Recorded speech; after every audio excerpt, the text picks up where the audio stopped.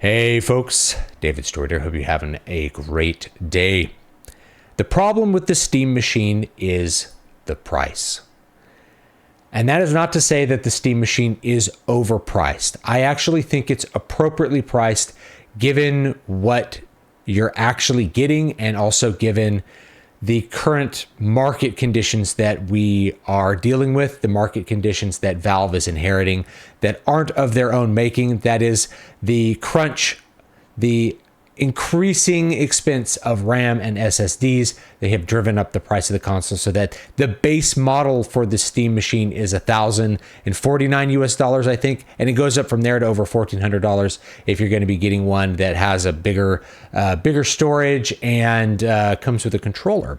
So the problem is the price, but I say it's not overpriced because I had originally anticipated that it would be about $800. I think that is what they were targeting based on some of the things that they said about the Steam Deck, which I have one right here, about that going up in price and that it being comparable, the increase in the price of the Steam Deck to the increase in the price of the Steam machine.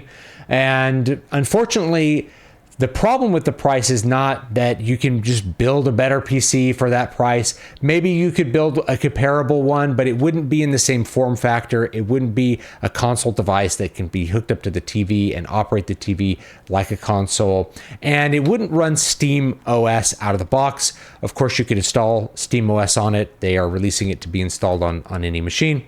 One of the best things about the Steam Deck is actually Steam OS. It makes just a really fluid experience for you to get to your Steam library, install, and play your games. I am a big fan of the Steam Deck. It's one of my favorite gaming hardware purchases, maybe of all time. It's just been a fantastic piece of hardware. So what is the problem with the price of the Steam machine? Well, as you increase the price, you are also increasing the comparisons, and everybody starts to think about the alternate utility of what they're going to do with that money. Anything above an impulse purchase is going to invite a lot of questions about alternate utility. That is, what else can you do with that money? And so for $800, there's an easy comparison, like, it's the same price as like a PS5 Pro, maybe a little bit more expensive, maybe not as good, but it's a PC. I could use it for productivity, right? It's open. I could play World of Warcraft on it.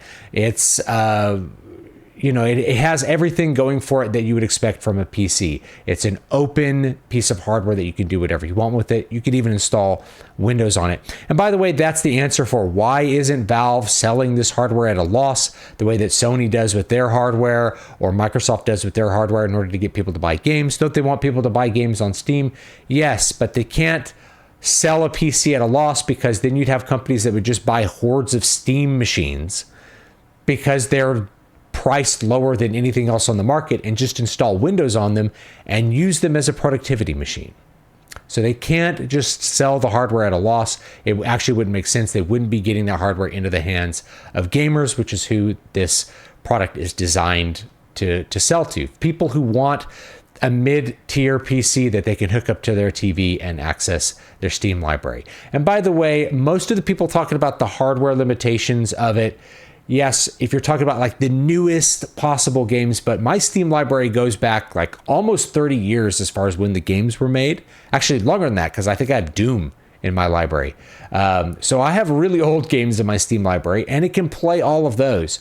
So you're talking about still access to a gigantic library, bigger than any console library that I can think of, as well as having access to the new games, maybe not at the highest fidelity compared to building a PC, but the point is that this is a ready-to-go plug-and-play box. You don't have to build it. That's really what the Steam machine's all about. But for $1,400, because you're going to want to probably get the better spec version of the hardware, you can start to think about all the other things that you're going to do with $1,400. You could buy a PS5 Pro, if we're talking the gaming comparison. The most obvious comparison is you could buy a PS5 Pro, and you could buy games for that PS5 Pro. So it's not just comparing the hardware. Like, you could buy a new PlayStation and buy a bunch of games to play on that PlayStation. You could buy a PS5 and you could buy a PSVR and maybe every game for the PSVR 2. There's not that many games for the PSVR 2. You know, you could buy an Xbox Series X and a bunch of games for that. You could buy, if you're looking at productivity, right? Because you could use the Steam Machine as a productivity device. You could buy a Mac Mini and buy a Nintendo Switch 2, or buy a Mac Mini and maybe buy a Steam Deck, depending on how you want to finagle the finances there. So you can buy a lot of stuff for $1,400, a lot of different things that can meet whatever needs you happen to want to meet. A gaming device and a productivity device. Now, the price of the Mac Mini may go up this year. In fact, it probably will, because of the same reasons that is affecting everyone. But the price of the Steam Machine is higher after Sony has raised its prices. Sony was the first one to move on.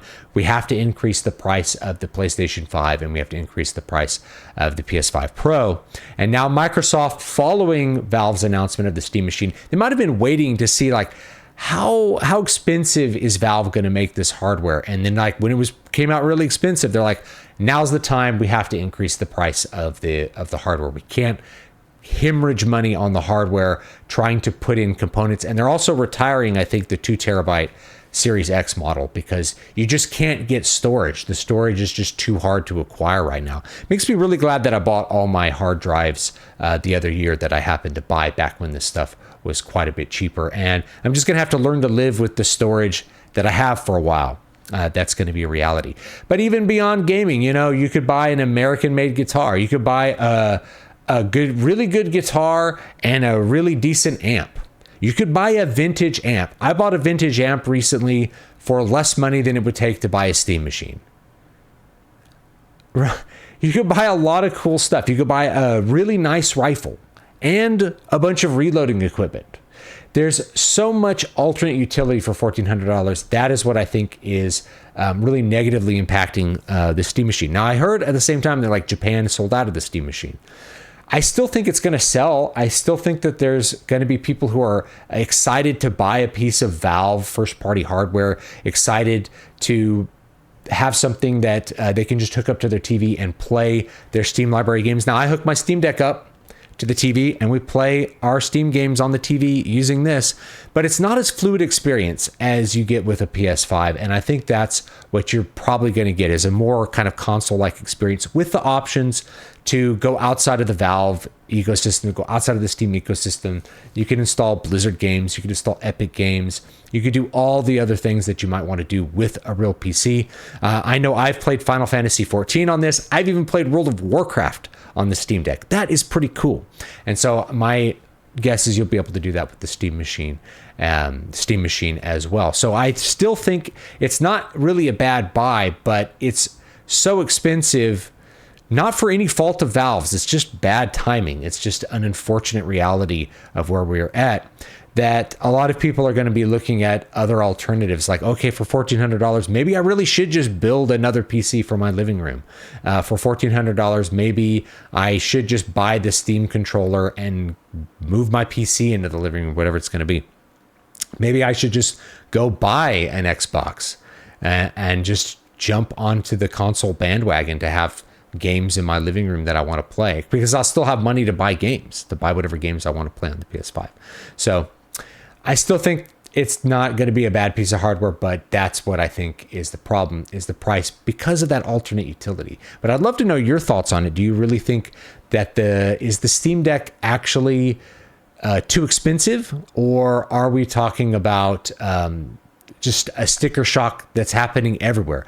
All the computer hardware is getting more expensive, and how are you going to respond to that? You know, are you just going to wait it out? That's my plan. Is like, I have my stuff. I'm probably going to wait it out. Probably not going to buy the Steam Machine because I just don't have a good use case for it. I just don't.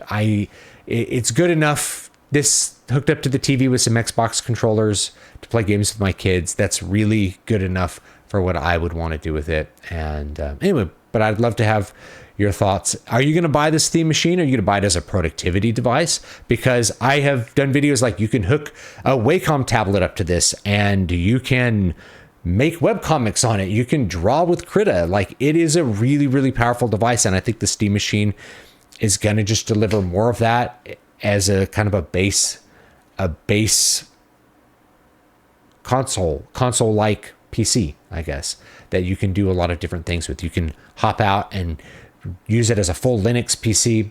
I think it'll be a really good piece of kit. And it will also set a standard for, this is like the hardware standard that developers can target.